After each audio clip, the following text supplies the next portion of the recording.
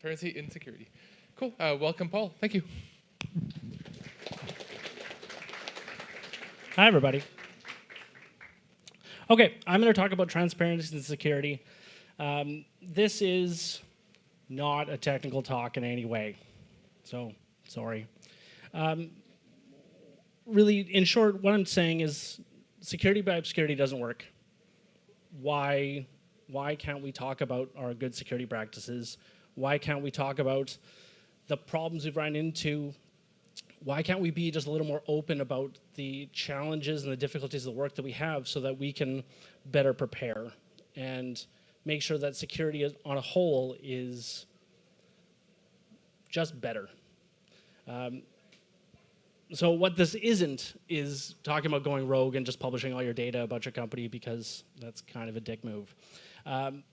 It also isn't about publishing where your bodies are buried, where your challenges are. It's making sure that we all have the right knowledge and the right information so that we can pass this stuff on to the next generation, to the new people that are coming into the industry, people that want to join us, and make it less of a black box. So who, me?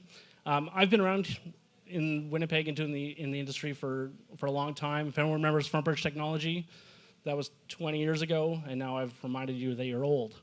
I remember going to like Safety Center and meeting up with Mark Jenkins for the 2600 meetings like forever ago. And since then I've also been through Microsoft, spent some time at Northfield IT with Jared over there. I ran security operations for GitLab and GitLab.com for a while. A company called Very Good Security, and now I'm running security operations and various other things because it's a startup at Mattermost. In short, what I do is I build security engineering programs and operations programs for startups. I focus on open source and open core companies and just try to make sure that they get the right footing at the beginning, because things can go bad really quickly. I also do advising and consulting on the side for various similar things so that security doesn't suck. Now, who here's run a bake-off, like try to actually like buy a vendor and use a service and buy a product and try to do a thing? Wouldn't it be cool if when you're trying to narrow it down to the 3 or 4 to actually test, that you could actually learn a bit more about how the company practices their security and does things without having to get an NDA and then get your legal to sign it and go do all those terrible things? Or when you try to hire someone new in security, or when you're looking at applying it for a new place, you can get a sense for the culture of the security program that they're running inside of it. Because the last thing you want is an underfunded, really sad team that is just trying to get out anyways. Or trying to make sure that that person can actually get a sense for what kind of roadmap the security program is going to have into them. Or has anyone ever tried like monitoring DNS traffic in big scale Kubernetes clusters? I'm serious, like help would be great with that because it's shit. Yeah, we'll talk about that after. Or like building like other challenging things, building alert pipelines. And how about vulnerability management not using a spreadsheet? These are all, like, that's black magic. And so if you want to talk about it, we should find ways to talk about it to show more people in the industry, because it's hard. I do want to have special mention because we were talking about SIMs and stuff before. Panther Labs is a great program that I work with and a great team, and they've helped with both these problems. Anyways, so why? There's a lot of things that we can do to try to help the industry, and we have a lot of great knowledge that's tapped in our dumb little brains that we can help grow and make sure that we can also make sure that people can show off their successes and bring in new tech and bring in new people who want to be part of the industry. Because when we're trying to hire, and I've had a lot of problems trying to hire people basically in most countries on earth at this point, and it's hard trying to find people that have like very bespoke knowledge and want to be involved in the teams in the industry, knowing the fact that everything you see in the news can go really sideways really quick. It's like the CISO article about them being the scapegoat for all bad things.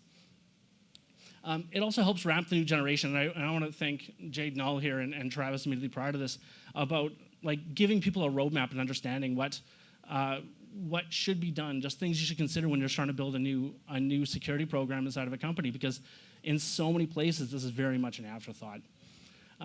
and building the security community, knowing that you can speak openly about the stuff and be involved in, and know that we're all running into similar challenges, like trying to get funding or just trying to figure out why Kubernetes is the way Kubernetes is. Thanks, Mike. And even just, we're trying to pull in new customers. We want customers to trust us when we're trying to sell ourselves in the polite way. And they want to know how we treat our security practices, or when we're trying to hire a vendor, how they're doing their security practice. And being able to record all the knowledge that we have. So documenting things publicly, like making blog posts, making your documentation more public and more elaborate, showing off your successes. And like last but not least, like just making the world a better place, because the more we track our security practices, the better everyone benefits from it. And so I want to talk about risk a little bit. This is really going to be one slide because I know everyone has said risk 1,000 times here. But we have to come to a common ground about risk profiles. So sure, like at GitLab.com, that is a like grossly transparent company. Mattermost is very similar. We write open source code. And we have to recognize that when we're talking about like a well-funded actors, APTs, we're not Google or Mandiant, and a lot of other people aren't there. We still have to follow good security practices, but the reality is the well-funded actors, APTs, are a lot different than ransomware gangs. We also have to understand the differences in high-volume confidential data and what the next great recipe site is. My cookie recipe is good, though, so it's a thing. All right, so when we're talking about security things, the first thing is about being humble. It's about understanding imposter syndrome and just having the wherewithal to be able to stand up and talk about here today. And I've even mentioned to a couple people here, it's my anxiety even being here to talk about the nonsense that I am. And last but not least, there are some things you just don't talk about when we're going through it, and making sure that you recognize what it is and when you're educating others when they're going through it. So the first thing is about being humble.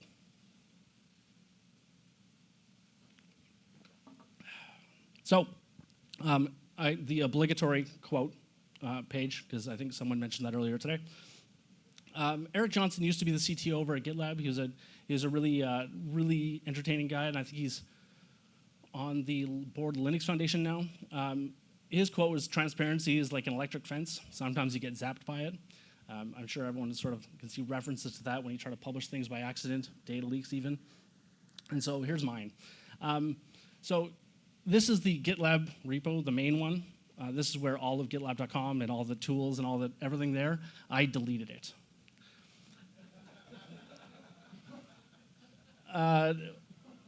I was dealing with a leak. So one of the big things, and I'll talk about this in a minute. One of the big things is people watching commits on public repos for vulnerabilities and fixes to vulnerabilities, because they can go exploit them quickly. So one of the things that security operations at GitLab was regularly having to do is if there was a bad, they call them MRs, was going out there, you had to go try to cut that quick or something bad could happen.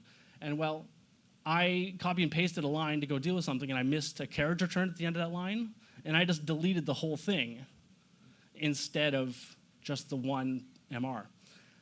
It took 13 engineers 3 hours to recover it.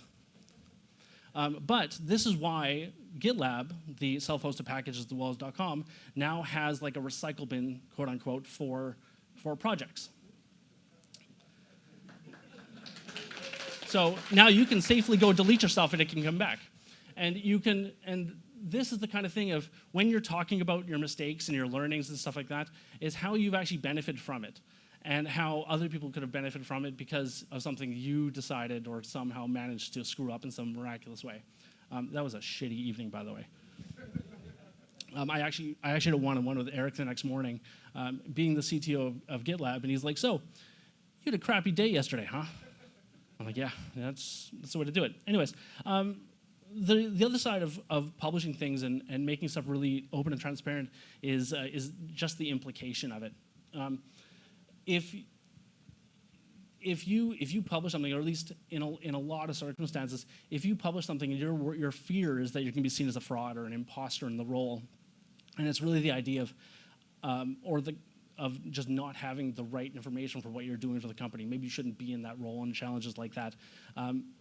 Or the company is going to be ridiculed because of your bad practices. You're going to lose customers and things like that. But the reality is, it's making sure that you have, this gives you the extra encouragement to follow through with practices. Talk about the idea of what happens if this data gets out there, what's the risk involved? Or how can you encourage people to follow better practice so that we can be confident about publishing data? And a lot of places, especially like marketing groups and stuff, are all about that kind of talk. So imposter syndrome is totally a thing, and I'm sure everyone here in some form or another has either run into it, have experienced it themselves, or have had to help manage people through it. I've myself have run through this challenge. I've had a number of employees and other teammates have run through this similar thing because of the pace of the industry, the pace of technology, the risk that's involved in the work that we do. People are always terrified that something's about to go sideways. And frankly, I'm on call right now, and I really don't want that to happen.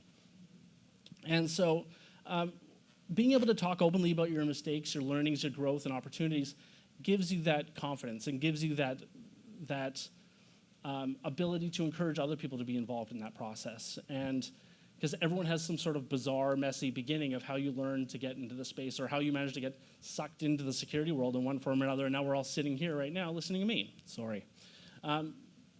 And there's only so many ways to build confidence when you're doing this kind of thing. And even like Marcus and I were talking about this yesterday about like hiring people and just wanting them to be sponges. Because the reality is that even people that are coming into very senior roles, they absorb. We want you to soak up. We want you to know that there's so little expectation that you're going to bring in legacy knowledge and stuff that we want people to just be able to learn and grow and change and be involved in it. And just admitting to it and talking about it is like half the battle. And so, and faking it is sometimes fine. It does work, mostly Kubernetes. Anyways, so the last two things is these are two acronyms that I've started to play with probably over the last 2 or 3 years. And it's the idea of like poorly managed incompetence versus well-managed incompetence. Well-managed incompetence is the premise that you know what you know and you know what you don't know. And being willing to grow and be involved and ask for help and post, be involved, have conversations, come here and open up and ask questions about being it. And poorly managed ones are the ones that don't. And it's how we're not able to grow the community and make sure that the knowledge isn't being documented and make sure that security problems continue to be security problems because people don't ask for help. And so please, if you don't know, say it. It's cool. And that's how we grow and change. And so, and keeping up with the pace of change of things, and sorry, Mike again. So, and like the speed of the industry and how we're trying to protect the stuff that keeps moving, I think the way I actually referred to it in my notes that I can't look at right now is like being David Attenborough and watching like the wild SRE out on the plains of the savannah, figuring out how to deploy the next thing and how do we make sure that it doesn't go completely sideways and some vast predator comes and takes over. And it's about the hiring pipelines of finding the capable, interested, and resourceful engineers. And one of the questions that I ask during my interview processes, and this isn't a secret because I think it's all published everywhere now, is asking the humble questions, asking like, what's the thing you fucked up? How bad was that? And I'd say 70% of the people even today, and this is from 17, 18 countries that I've been hiring in, most of them aren't willing to actually answer that question. It's an interesting problem. And I use the GitLab example a bunch of times, and there's one a long time ago from making a Photoshop of a former boss having relations with a sheep that ended up in the inbox of a CIO of a major company. That's a different problem. There's gaps in higher education. There's some programs that just don't pick up some of the new tech or some of the things that if you're moving in the startup space or in some of the faster moving organizations, isn't taught through school. How do you pick that knowledge up if it's not being documented? How do you pick up like the special configs or figuring out what to do with standard out coming out of a Kubernetes cluster so that you can actually get meaningful logs out of it? That could be actually probably a talk in of itself. And bringing up the junior engineers because we need the next generation of people that come in so that they could ramp and at least have the base level knowledge of how networking works and how these things might all fit together into a functional space. And the bad actors, and I think we've had this, a couple people have talked about this just on the sidelines in places, is the number of effective, well-funded bad actors is going up. This is really no question at this point. They might even be the same people. They just do different tactics because it's Tuesday. But the number is going up one way or another. I apparently have 5 minutes. And the cost of attacks and the risks against them is going down, or there's completely non-existent. If you're going, there's a number of places now where there's no repercussions for going against companies in the US or companies in various countries on Earth, and that just means that it's free reign to go after us, and that's a problem. So there is inherent risk to just being grossly transparent about the type of work that you're doing. As I said, like, bad actors do monitor public commits for security fixes and vulnerabilities. This obviously should be something part of your risk profile, and I understand the fact that once you hit a certain size, you get more visibility. People will look at your code and try to find things and watch for things to get fixed, even if they want to use that 0-day for a couple of hours before someone else manages to patch it. Being published, if you start talking a lot about your network stack and there's new 0 days or recently released patches and your vulnerability management spreadsheet isn't up to date yet because your bad Python just didn't catch it yet, there is risk there. And sometimes, like, there is inherent problems, like maybe your layered security model isn't actually as layered as it should be. And inevitably, there is accidental leaks to confidential data that do happen. And that's kind of what our job is to try to deal with. And so sometimes you can't prevent, and you do have to respond. And so what do we do? How do we actually get this stuff done? One, understand what's actually confidential. Don't talk about Fight Club. If there's stuff that's under NDA, if there's stuff that's under MNDA, if there's stuff that's properly embargoed, don't talk about it. Use synonyms, use other things, try to be open about what you can talk about, but do recognize when legal's gonna get angry at you.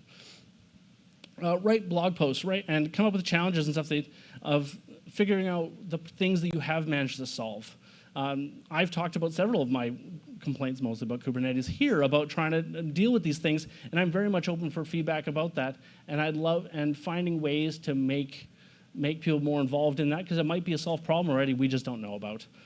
And publicly documenting this kind of thing is really important because we need the next generation. We want more people to just grow, and so that we all get better at this, because I don't want my data to leak. I'm really tired of getting those random emails or phone calls and stuff.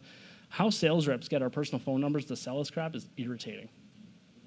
And ask people for help and just be fun. And last one, this one's really entertaining for anyone who has public repos, public documentation stuff. Put canary tokens in.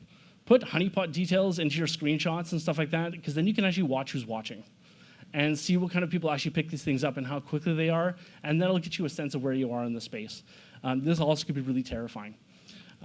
Thinks Canary makes a great platform for this, by the way, and they're a ton of fun to work with and really great group of people.